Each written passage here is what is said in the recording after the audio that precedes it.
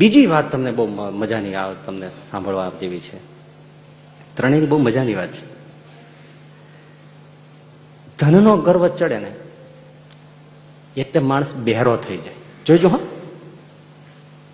ધનનો ગર્વ ચડે એટલે માણસ બહેરો થઈ જાય, એના કાન જાય.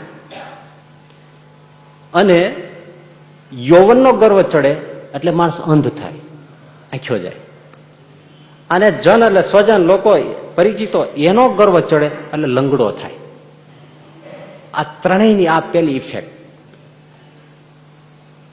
સ્વજનનો ગર્વ આવે, મોટાઈની ઓળખાણ ન આવે, એ લંગડો થાય. એ પછી કાંઈ પોતે ન કરે. મારા મામા મને અમેરિકા તેડાઈ લેવાના છે, એ પોતે કાંઈ નહીં કરે, અનુચરો કરશે, પેલો કરશે, આ કરશે, તે કરશે, બીજાને કરશે, બધું એ પોતે લંગડો થઈ જાય, બધું જ પરબારું કરાવશે. અને યૌવનને યુવાનને યુવાનીનો મત ચડે એટલે અંધ થઈ જાય. પછી શું કરે છે, કાંસ કાંસ ચેષ્ટા કરી શકે, એ શું કરશે એ કઈ કહેવાય નહીં. એની ગાડી ક્યાં જાય એ કહેવાય નહીં, એ અંધ થઈ જાય. અને પછી તો કોઈ દિશા ભાન રહે નહીં. એટલે 10 વર્ષ સુધી જ માણસને દિશા હોય છે. એ આંકડાનું ગણિત ક્યારેક યાદ આવશે ત્યારે તમને કહીશ, બહુ મજાનું ગણિત છે એમાં.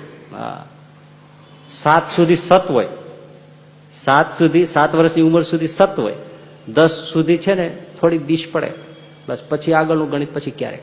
તો યુવાનીમાં ગર્વ ચડે એટલે માણસ અંધ થઈ જાય.